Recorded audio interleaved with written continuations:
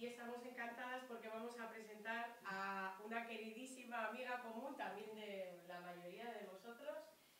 Es una acogida de la ciudad, pero es absolutamente de la ciudad desde hace ya muchísimo tiempo. Yo la conozco hace muchos años y siempre como a una persona muy especial, con un arte muy propio y con un criterio que a mí siempre me ha aportado muchísimo y me ha aportado una visión muy fresca, ¿verdad? Desde otra... Siempre te aporta puntos de vista, creo que vamos a disfrutar muchísimo con la charla de hoy, porque además se las curra y lo hace con auténtica pasión, igual que hace su pintura. Y bueno, todo el amor y la admiración hacia Vicky Gilardo. Y te dejo que digas tu novedad. Yo suscribo todo lo que acaba de decir Silvia. Y nada, mandarle desde aquí, porque como sé que se está esto retransmitiendo por streaming, no sé dónde hay que mirar, pero si está Tamara García por aquí, pues nada, que nos acordamos de ella y que le mandamos muchos besos. Y bueno, solo decir que Vicky también, es que siento exactamente lo mismo que Lidia.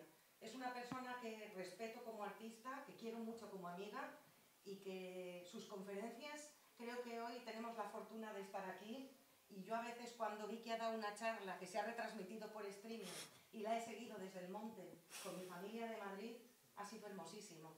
Ver a mis sobrinas adolescentes escuchar una charla de pintura seria, no basada en anecdotario, sino en reflexiones profundas sobre la pintura, como lo han disfrutado. O sea, esa manera de abrir mundos, o en este caso de cuestionarlos, porque hoy va más de cuestionarlo, pues es muy bonita y nada más. Muchísimas gracias. Qué bonito. Vale. Por favor, los teléfonos en silencio. Y el mío también. Buenos días, buenas tardes. Muchísimas gracias a Eureka, gracias por venir. Y comenzamos. Hoy voy a hacer una lectura verbal y visual de fragmentos de 3 lugares, dejando que interactúen de alguna manera. Por un lado está el barrio donde vivo y que es lo que llamaría realidad, lo que se va desarrollando día a día, donde trabajo, pinto, vivo. Por otro está la Carta de los Derechos del Artista Visual, que se elaboró en 1993 desde la Asociación Internacional de Artistas en el seno de la UNESCO, y que es un documento que permite soñar una realidad a veces todavía ausente o en conflicto con la realidad económica y administrativa. Y por último, mi blog Azul Marino, Casi Amarillo, donde escribo sobre mis problemas en la pintura. O sea, barrio, derechos y problemas. Y la idea era intentar una especie de diálogo entre institución e individuo y entre deseo y realidad en la práctica artística, aquí y hoy.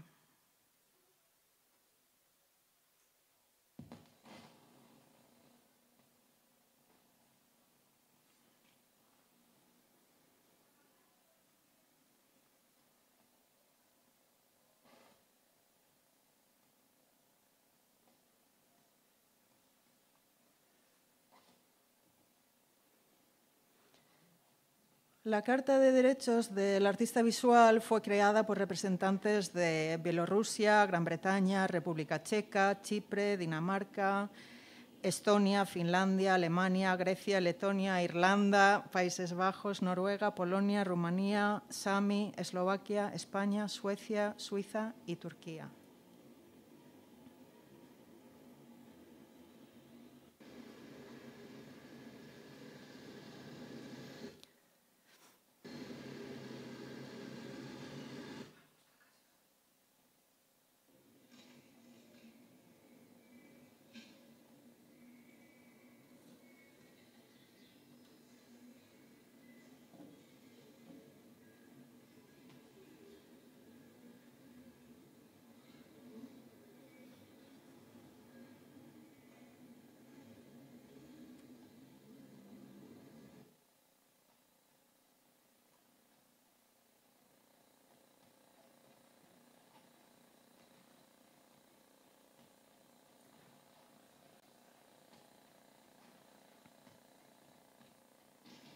No sé lo que hago. Soy licenciada en Bellas Artes, pero no sé lo que hago.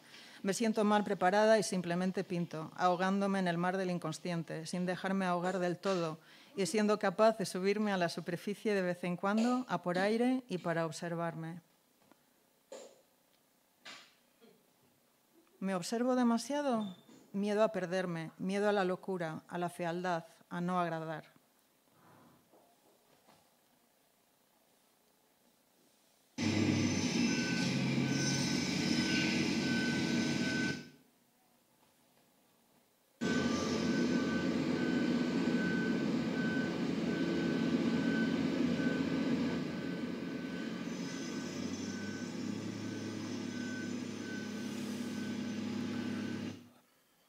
Todo paisaje es un mapa. En la primavera de 2017 empecé a llenar las páginas de Cuadernos Canson con marcas rápidas, insignificantes en sí mismas, pero que iban cobrando sentido al final en forma de una especie de paisaje abstracto. Después saltó a páginas A4 y estos a la pared de un salón convertido en sala de operaciones. Iba produciendo tantos que tuve la necesidad de visualizar la evolución en su conjunto. Cada vez que terminaba uno y lo miraba, me parecía notar cómo mi cerebro se modificaba, cómo registraba una nueva ruta posible donde antes solo había muro gris. Era emocionante crear fragmentos de territorio nuevo sobre la pared blanca y en mi cabeza a la vez. Trabajar desde la insignificancia y sin pretensión me llevó a descubrir mi propio proceso, dio cuerpo a mi trabajo y me dio una sensación de lugar y sentido más allá de las miserias de la vida cotidiana. Una vida de artista, en suma. Encuentro que el escribir, que el mundo de las ideas y la filosofía en particular, construyen mapas que se deshacen en el momento, en el sentido de que no sirven para orientarse del punto A a B, emocional, mental, cualquiera que sea el territorio, porque las rutas ya han cambiado. El texto o el relato sigue a la vida, siempre va por detrás, por así decir. Su papel es ese, relatar, construir conocimiento y profundidad de lo pasado, ofrecer, como mucho, perspectiva retrovisor. El ahora es su límite.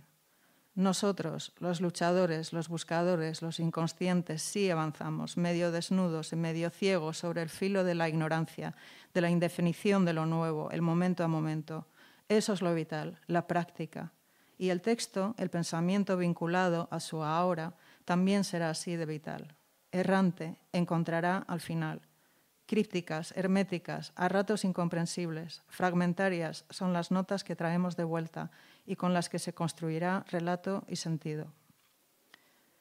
El trabajo se fue intensificando a partir de enero de 2018, cuando después de 9 años de trayectos cortos muy definidos siempre dentro de la ciudad, de casa a trabajo, la gran parte del tiempo delante de un ordenador, comencé a desplazarme todos los días en coche por diferentes pueblos de la región para hablar y jugar en inglés con niños de 6 a 7 años.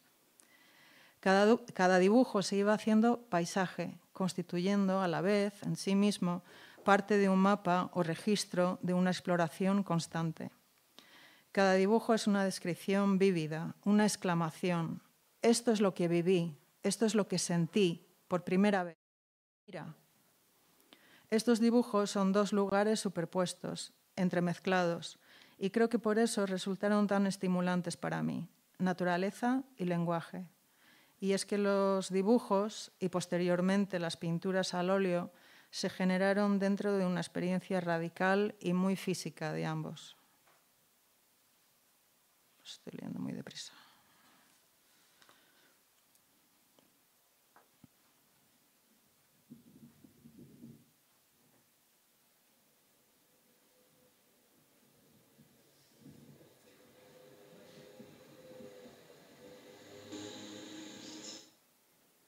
Que sepáis que en mi cabeza estoy arrastrando bloques enormes de color cemento, dirigiendo inmensas masas de barro y agua sucia, trazando líneas en el suelo con un palo, recorriendo grandes distancias, tierras y bosques, corriendo y haciendo como si me persiguiesen, a veces cayéndome y a veces riéndome, reorganizando el campo con el cuerpo, brutal, durante horas.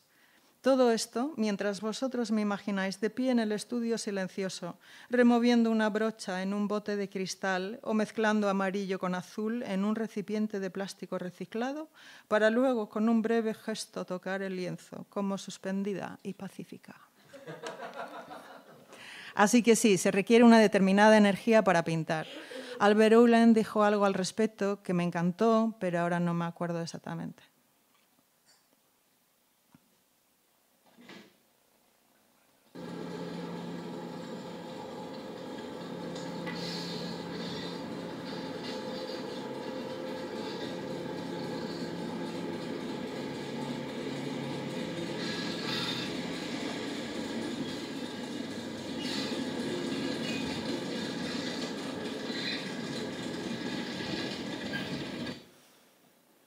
Ahora no sé cuál de los profesores de pintura en la Facultad de Licenciada en Bellas Artes por la Universidad de Salamanca en 1998 me dijo lo siguiente. No preguntó ¿qué pintas? Más bien decía que era esto o aquello. Pero ante cada concepto que él vinculaba a mi trabajo, yo no estaba del todo de acuerdo y decía, no, bueno, todavía no entendía qué mierda estaba haciendo y mi vocabulario era tan limitado que no podía afirmar lo que era, solo negar lo que no. Finalmente me miró molesto y exclamó, entonces solo es una pintura de relaciones. Y eso debía de ser algo muy malo. Yo, desde luego, me sentía ofendida porque sonaba muy superficial y poco sofisticado y, por supuesto, no supe qué responder. Muchos años después, puedo decir, sí, en parte es una pintura de relaciones. Me interesa la manera en que las manchas, colores, líneas y marcas se relacionan para formar aquello llamado cuadro, mi objetivo. Procesos de crecimiento, conexiones, asociaciones. Pero luché durante años o una década con lo que me parecía una obligación de justificar mi pintura de manera más interesante, sin saber qué podría ser exactamente, pero no relacional.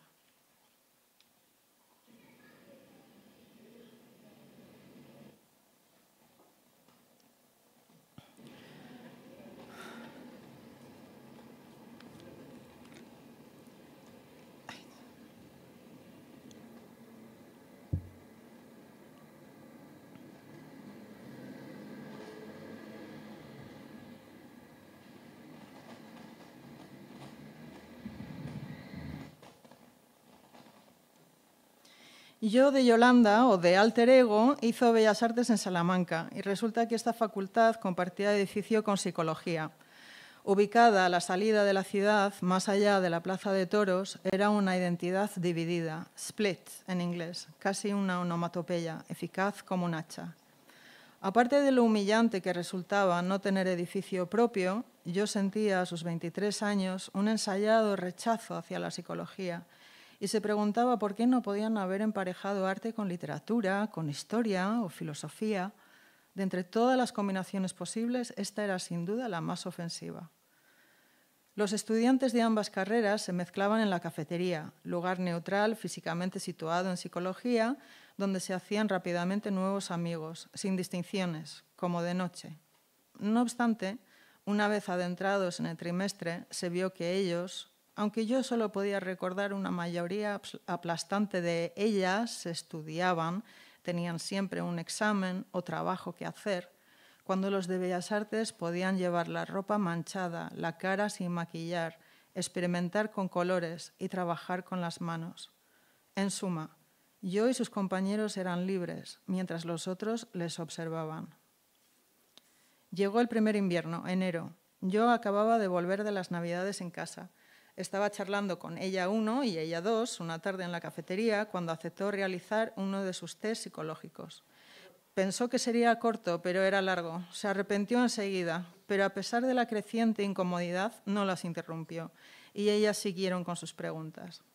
Dos chicas que apenas conocía y que ni siquiera le caían tan bien, tenían de repente poder sobre ella.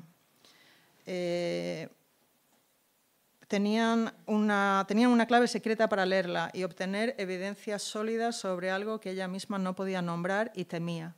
En algún lugar de su mente había cometido algo imperdonable, quizá una y otra vez, y ahora, por un descuido, por el deseo contradictorio de conectar y resguardar a la vez, iba a delatarse a sí misma y no había forma de pararlo.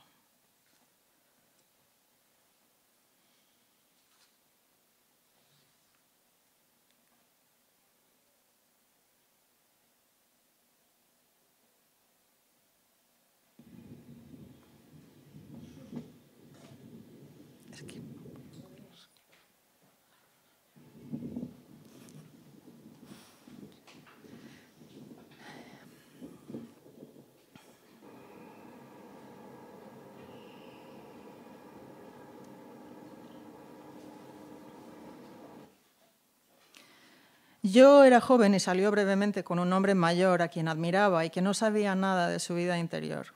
En un deseo de ser visto por aquel ideal, una noche añadió un «yo también pinto». «Ah, sí, ¿y qué pintas?». Era la primera vez y no estaba preparada para responder a esa cuestión. Había hecho alguna pieza libre, abstracción, experimentación pura, pero no sabía cómo denominar aquellos arrebatos y susurró arrepentida: «bodegones, retratos». Un fracaso, fin de escena.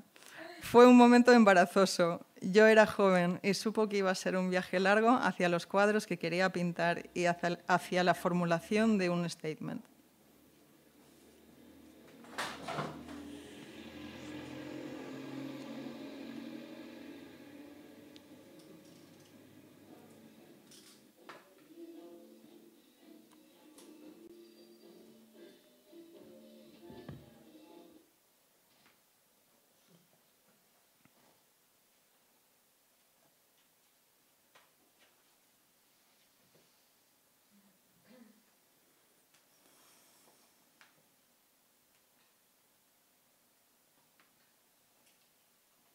En cuanto a la pintura, yo no tengo ideas que ejecutar y tampoco realmente imaginación. En mi pintura parto de un problema que solo existe en mi cabeza, intranscendente pero frustrante, en torno al material y que intenta casi invariablemente conciliar dos opuestos. Podría sonar algo así: ¿cómo puedo hacer que el cuadro resulte duro pero suave a la vez? Y me pongo a trabajar con materiales que me interesan. No hay significado concreto y la resolución del problema relativo, sí hacía falta, sí. No hay significado concreto y la resolución del problema es relativo. El cuadro es un registro, una especie de conclusión momentánea de un problema sin fin, nunca una resolución definitiva.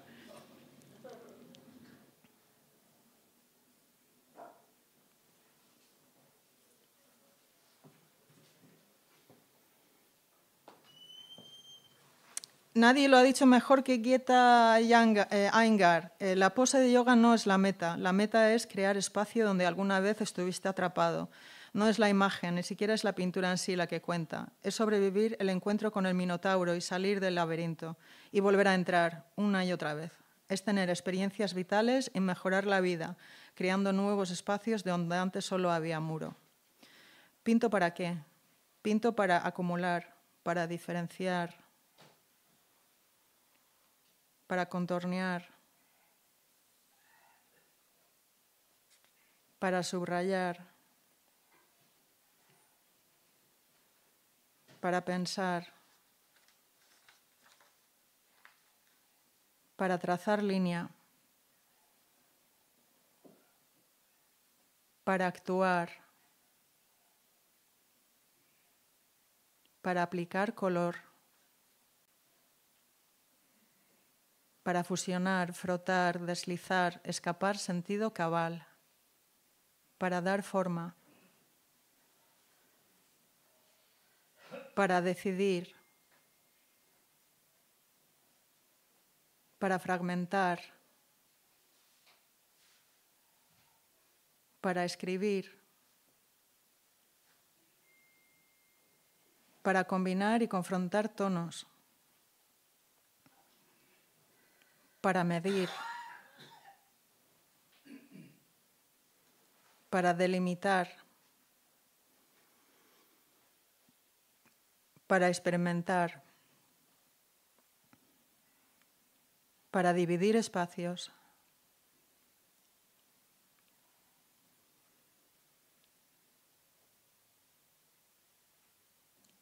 para mover espacios y para abrir espacios.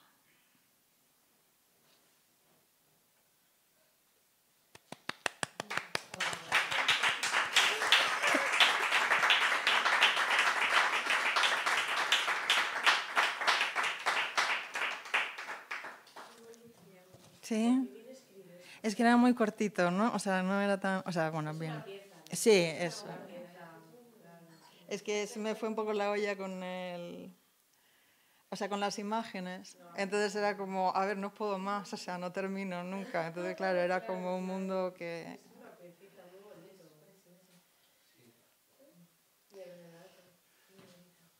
¿Alguna pregunta para terminar la jornada de hoy? ¿Por qué has elegido el 7 de bastos? El 7 de bastos simboliza el trabajo.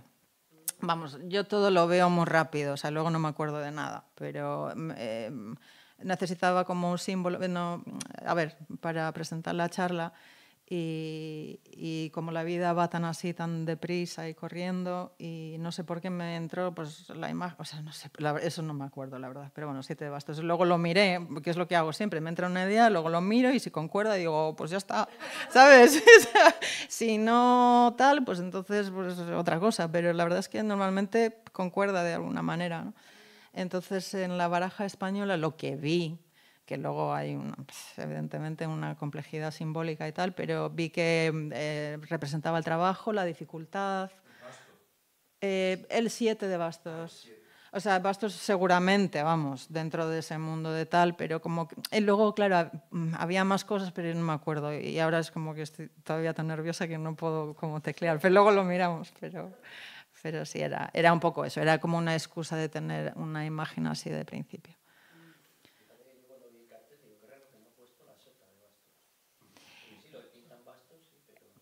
Claro, la sota es como, bueno, lo que yo, o sea, lo que relaciono con la sota es más heroico, ¿no? O sea, es una persona para empezar y es entre las figuras y aparte de la reina, que ahora no sé si hay, pero... Ah...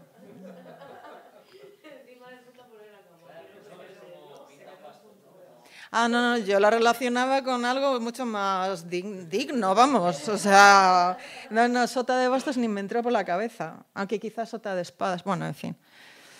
Hay una pintora pop española, me parece que es Isabel Oliver, que pintó la sota de bastos. O sea, que hay iconografía al respecto. Vicky, ¿nos puedes contar algo de lo de la carta que has ido poniendo? Sí, la carta es que como doy un poco el...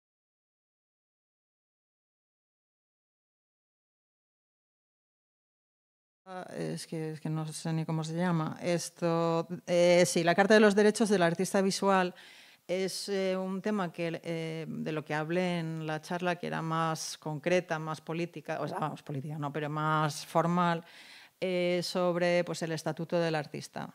Y es simplemente una de las piezas que yo fui encontrando y que me encantó, porque era como, ahora parece todo como, pues sí, pues claro, pues yo qué sé, o sea, nada especial, pero cuando lo ves de entrada, porque es que ha habido, por lo menos, bueno, durante muchísimo tiempo que no se ha hablado para nada, no hablamos entre nosotros, entre artistas visuales no hablamos, solo de las putadas y de lo difícil o de la falta de dinero, lo que sea, pero no hablamos más allá. Y de los demás en el sistema tampoco. Y entonces encontrar una carta o sea, empezar a leer en torno al estatuto, que lleva mucho más tiempo, que no sé si es mejor o peor, pero encontrar una carta que es un poco la carta de los Reyes Magos, que algunas cosas, pues lo que decías tú que hemos comentado, ¿no? Que es como, bueno, pues lo general y tal, pero el tema del IVA, el tema de seguridad social, el tema... O sea, y yo, claro, era eso lo que dices, Lidia, que como una pieza y no quería... O sea, ahora, por ejemplo, podía seguir aquí media hora más, pero no quería agobiar tampoco con todo el tema de los puntos oficiales y formales. Pero, en fin, que sean exentos de IVA es algo que se lleva hablando mucho tiempo. El tema de seguridad social, que en España ahora, creo que en la mesa, que también hay mucho hermetismo de lo que están hablando, pero parece que están hablando de artistas visuales, que los políticos no saben lo que es. Cuando en 93 ya se dice, o sea, a nivel europeo, que en España entiendo que la que lo firma es Unión de Artistas Contemporáneos, si no me equivoco. Y es una, pues eso, es una, como los derechos humanos, pero en artistas visuales, no me acuerdo, o sea, tiene 7 puntos y luego los subpuntos. Y yo he cogido los más visualmente, o en fin, he cogido algunos, he hecho una selección. ¿Os hacéis una idea los que no conocíais la Carta de Derechos del Artista Visual? Porque no sé si... Tendríamos que ponerla de moda y irnosla sabiendo un poco de memoria para poder Bueno, es que claro, ahora con el estatuto ya más desarrollado, las mesas de trabajo, o sea, como que hay un momento ahora más grande en torno al estatuto, aunque en ese estatuto, que sigo sin entender por qué se llama estatuto, porque en la propia traducción del documento, que el documento original está en inglés, se traduce al castellano como condición del artista. Pero en algún momento aquí y es una gilipollez mía igual también, pero como me gusta lo lingüístico y a mí estatuto parece que es, pues eso, lo que dice la RAE, es un reglamento, para abreviarlo. Y una condición es otra cosa. Entonces es que no es un... Es que el estatuto, o sea, la condición es otra cosa. Es un conjunto de ideas que da, pues eso, para configurar un poco la realidad del artista de una manera más amable, quizás. O sea, que también cuando se habla de la formación, pues ¿cuál ha sido nuestra formación? ¿Ha sido de calidad o no ha sido de calidad? Temas que ya hablé también, que esto ha intentado ser un poco más poético también, que no sé si lo he logrado, que me encantaría que lo dijeses también, porque la idea es, porque al final es como una pintura, que tú entras y dices, vale, pues hasta aquí, y te vas, ¿no? Pero esa idea del barrio, la importancia de eso, ¿no? De cómo vivimos en la realidad, de lo que son estos puntos tan serios y formulados, pues en la realidad pues estamos, o muchos, haciendo trabajos paralelos, poquísimos pudiendo vivir del arte o pues, ni siquiera imaginarlo. Y no sé lo que iba a decir con eso. ¿De dónde partió?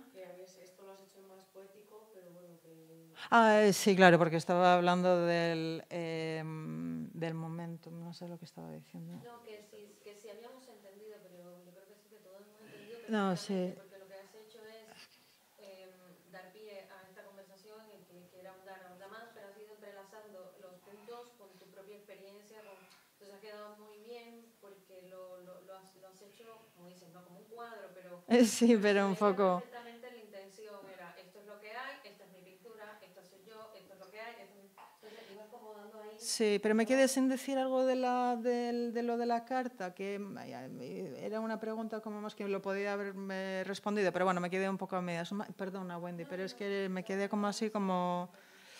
pues eso, en fin, que ahora hay un poco más de momentum en torno a la realidad, lo del estatuto, que condición, estatuto, no sé qué, y a ver si se avanza, pero de momento lo que es en España y en todos los países está condicionado por ¿cómo decirlo?, el sistema de autónomos. O sea, el artista es un autónomo y es un autónomo más en España, en Inglaterra, en Suecia, en cualquier lugar. O sea, no, en ese sentido no, es un trabajador más. O sea, por un lado es un trabajador más y como nadie le emplea, lo normal es que nadie lo emplea o la emplee, sino que es autónomo o autónoma. Y esto, la cuestión de los salarios, la cuestión de las cuotas de autónomos en España siendo tan alto, pues es donde, por ejemplo, tengo yo una queja personal, porque, claro,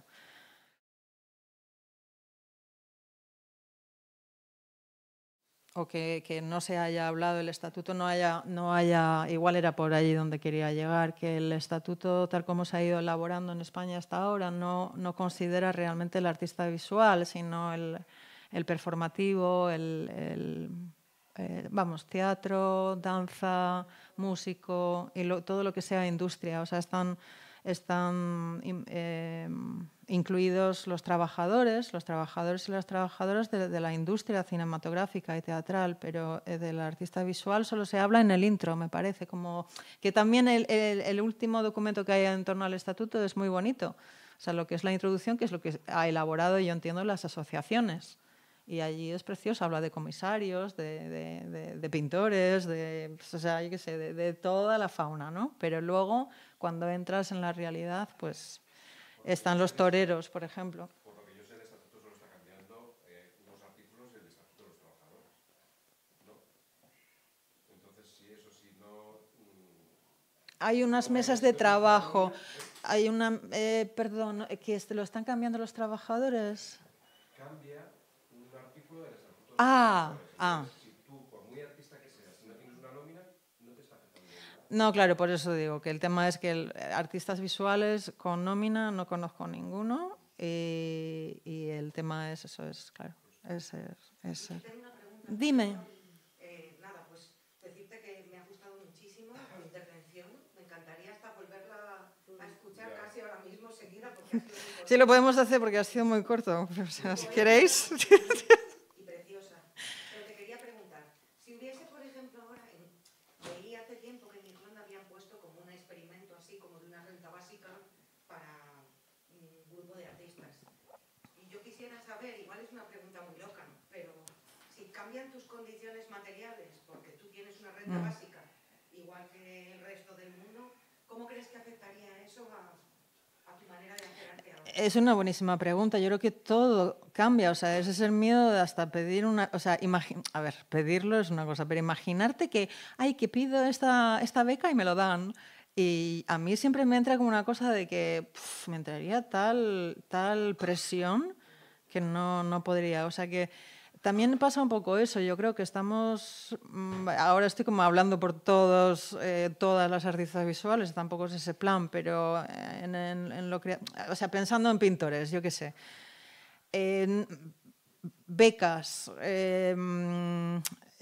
Becas, o sea, como momentos explosivos, muy determinados de justificar, además también muy administrativos, muy burocráticos. El proyecto, la justificación, el no sé qué, el no sé cuánto. Es que parecen como que hacen un clash entre lo que es el proceso creativo y en ese sentido, pero tampoco sé, me parecería más interesante porque depende también de la personalidad de cada uno, pero desde luego yo sé que, o creo que trabajaría mucho mejor con un nivel constante, una realidad constante, en vez del fium, fium. O sea, porque ya solo preparar una exposición es un estrés, puede resultar súper estresante. ¿Conoces en otros países políticas culturales que creo que en Francia o en otros países sí que tienen una asignación mensual o que luego tienen que justificar a final de año, de hecho tantas exposiciones, he realizado estos trabajos y tienen como un sueldo todo el año que tienes que justificar luego en los trabajos que hayas hecho, que hayas realmente aportado a la comunidad, que es un poco ese es el trato, ¿no? Que realmente el Estado se ocupa de que la sociedad tenga ese input de cultura, de arte. Es que, claro, por eso a mí, por ejemplo, me parece... Exacto, no es nada, es que nada es nada loco, es que esa es la cuestión y por eso me parece importante hablarlo. Hasta lo dicho, ¿no? Que al principio lo de la Carta de los Derechos como, ¡ay, qué bonito, que no sé cuántos! Y ahora ya lo he visto tantas veces que me parece como normal. Y es un poco eso, que es que no son cosas locas, pero como donde no hay nada, de repente parece que estás pidiendo que venga Venus aquí. O sea, no sé, como una cosa, pues eso, lo que dices, loquísima. Y hay muchísimas fórmulas, hay muchas maneras de trabajar, de hacer, pero... lo que hablé también es que sí está en YouTube también, o sea, lo han subido, vamos, que sistemas económicos, sistemas políticos, sistemas de la misma, el lenguaje burocrático español, que me parece, que lo dije, una violencia, pero pasará también. Pero bueno, el lenguaje español de los que conozco europeos sí es de los más autoritarios y eso también es interesante. No sé, Grecia u otros países que han sufrido una dictadura, hasta cuándo se mantiene ese tipo de lenguaje. De nuevo, el lenguaje me parece súper interesante porque estoy convencida de que hay una corriente que va... O sea, si no hubiese habido una dictadura fascista, la situación sería, vamos, bueno, en mi mundo ideal. A ver, que hay muchas líneas, pero hablando de cómo está configurado Europa ahora mismo y bueno, que tampoco son, o sea, a ver, no son mundos ideales ninguno. Pero en cuestiones quizás sobre todo del hermetismo, que es otro tema de las asociaciones, por ejemplo, o de la misma personalidad, o sea, de lo personal, o sea, me parece bueno exponerse, hablar, aunque no, o sea, no sé, de los problemas o de las cuestiones, Y me encantaría que las asociaciones fuesen más abiertas también a la hora de transmitir de lo que están hablando, porque aunque yo no esté asociada, soy una ciudadana y soy artista. Y pensar que solo las asociadas tengan derecho a una información me parece un grave error, porque no, o sea, es que no es democrático. Lo mismo que eso me acuerdo, bueno, como las tiendas que había supermercados para diferentes gremios que si no tenías la tarjeta de tal, y eso también se ha perpetuado, ¿no? O sea, los profesores tienen su propio, o algunos, quiero decir, ¿cómo se llama? Sí, corporativismo, no sé cómo es. Entonces, eso está muy bien para proteger grupos, pero por otro lado falta una comunicación y falta una democratización, porque no todos llegan a estar asociados a ese nivel o llegan a tener una profesionalidad o un... Pero Vicky, trabajan para todo. Las asociaciones, las luchas que hacen, muchas, digo. No, por eso... Para todo el mundo, ¿no? Sí, claro, y por eso digo que ahora hay un momento muy diferente, porque sabemos que están hablando, están en mesas, hay mesas de trabajo, aunque el problema es el de siempre, que tenemos que interesarnos. Y hay que preguntarse y hay que tal, pero luego sí que me parece que, o sea, pero es una opinión personal, o sea, no, y porque yo me puedo poner muy histérica o porque vehemente o lo que sea, ¿no? Pero me parecería bueno que se respondiesen a los correos electrónicos, me parecería bueno que tuviesen redes actualizadas, pero el mismo ayuntamiento también me parecería estupendo que lo tuviera. No sé, comunicación. Al final, ¿no? O sea, pues, y lo que decía de las asociaciones, que yo he hecho preguntas a asociaciones de artistas, pero tampoco muy largas, ni muy complicadas, ni muy tal, pero como que...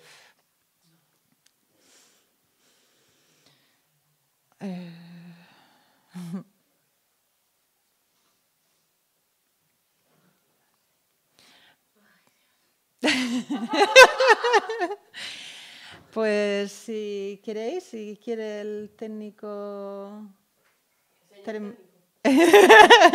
Damos por terminado la sección oficial. Damos por terminado Barrio, derechos y problemas en la práctica artística. Muchas gracias. Gracias por venir. Gracias, Tamara.